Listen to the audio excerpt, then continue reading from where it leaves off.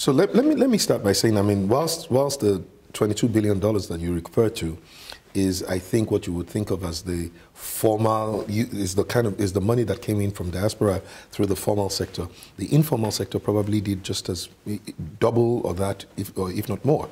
So the impact of the diaspora on the Nigerian economy is tremendous. Very little production activities going on in the villages, and even in many cities, right? So, to be honest with you, it is that trickle down, funding from the diaspora as well as from the cities that is keeping the villages going. So it's significant, and I think that he that pays the piper normally should dictate the tune, right? But generally, diasporans have not been given the voice and the right as they should have, as it is in most of the other countries that we learn democracy from. Diasporans are Nigerians, and regardless of the fact that they may be working somewhere else and earning, apart from just contributing from home, it is their right to be able to choose who it is that, are the people that would represent them in governance. So it's not just because they are sending money home.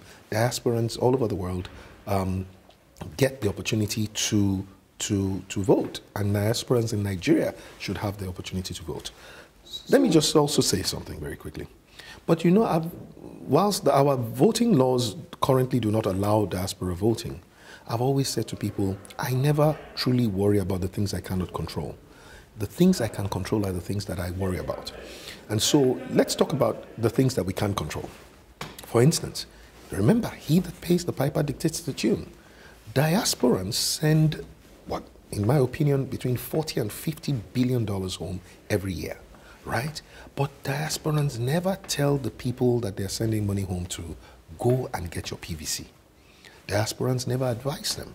These are some of the candidates. This is what you should look out for. Or even sometimes recommend candidates for the consideration of the people that they're sending money to. So you find out that many of the people that they receive the money from diaspora, they actually don't go to vote. Right? Not only do they not vote, they don't care, because in a way, the diaspora is the ones that they are their government. If I'm not feeling well, I'll call my uncle, my brother, he'll send me 10 pounds, 20 pounds, 100 pounds. So it doesn't matter whether government is working or government is not working. So I'm saying that diasporans should also use that silent but loud impact that they have.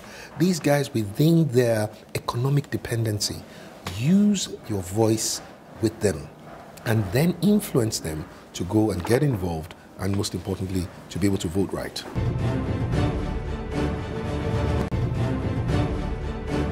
Well, I mean, first of all, let's be clear.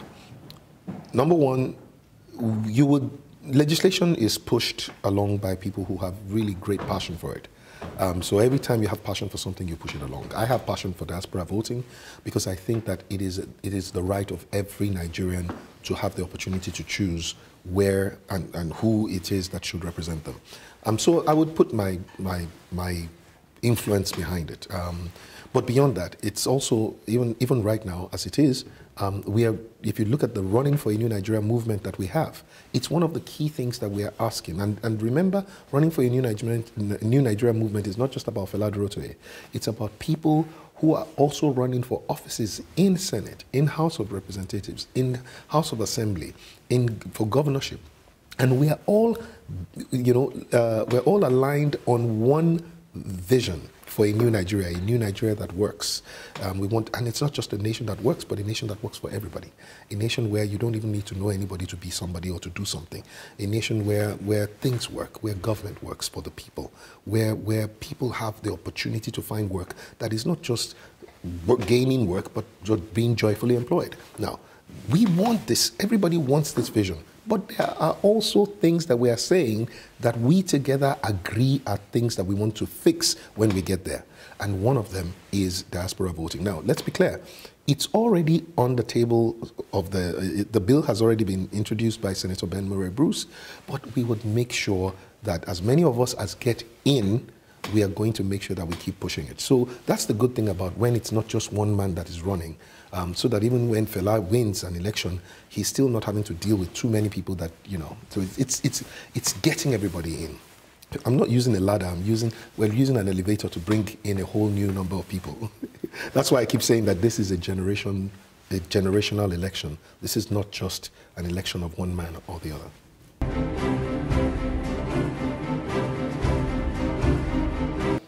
I mean, I think that, again, everybody that wants a great Nigeria, that wants a Nigeria that works, everybody that wants a nation where, you know, that is one of the greatest countries that we can be, which we know we can be. Everyone will want any other person who can participate to strengthen their voice and to make it happen. Those who do not want things to work would, of course, be intimidated, especially because they are going to be intimidated by the fact that diasporans are not people you can easily bribe. They're not people you can easily influence.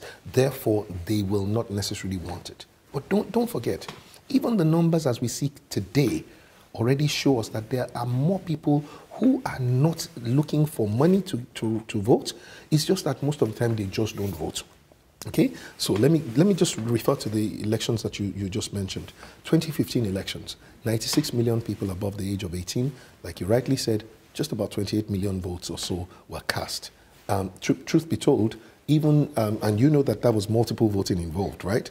Some people would say to you that really the numbers that were between 18 million voters and 21 million voters. So that almost is the same representation of the kind of people you have in diaspora, right? And so when you think about it, the people who want things to work, who many times are angry and don't get involved, they want to be able to vote for the same kind of people that diasporans want to vote for. They don't want to collect money to vote. They didn't collect money. 70 million people did not collect money to vote last time. You know, so the point that I'm making is there are more people who don't want to collect cabal money. There are more people who don't want to be bribed. There are more. We just need to gather all those people together, and when those people come together, they are a force that cannot be suppressed.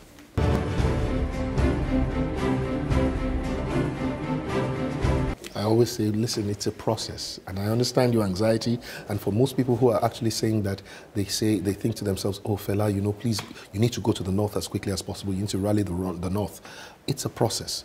You know, usually the stone usually creates ripples around the first point of contact. You always rally your base first, okay?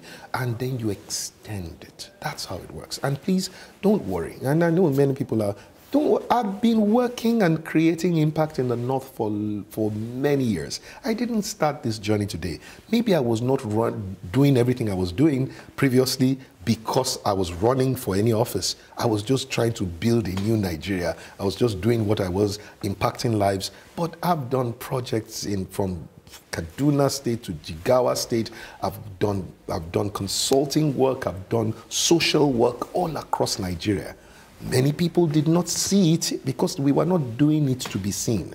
So first of all, don't underestimate the impact and the knowledge of who Fela Durotoye is in the North. A lot of people think nobody in the North knows Fela Durotoye. You will be pleasantly surprised, number one. Number two, it will happen, and it's already in our price. We already have a nationwide tour that we're executing, but the first thing you do, again, is you rally your base first, you know.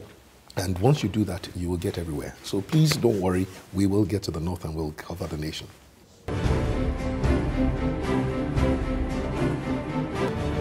No, it shouldn't. And that's really one of the beautiful things about democracy, is that, you know, in the end, when people's voices start getting stronger and people start getting more aware, especially towards elections, then governments know that they will be held accountable at every election. This government, you know, voted out an incumbent government, and therefore they also recognize that they can be voted out.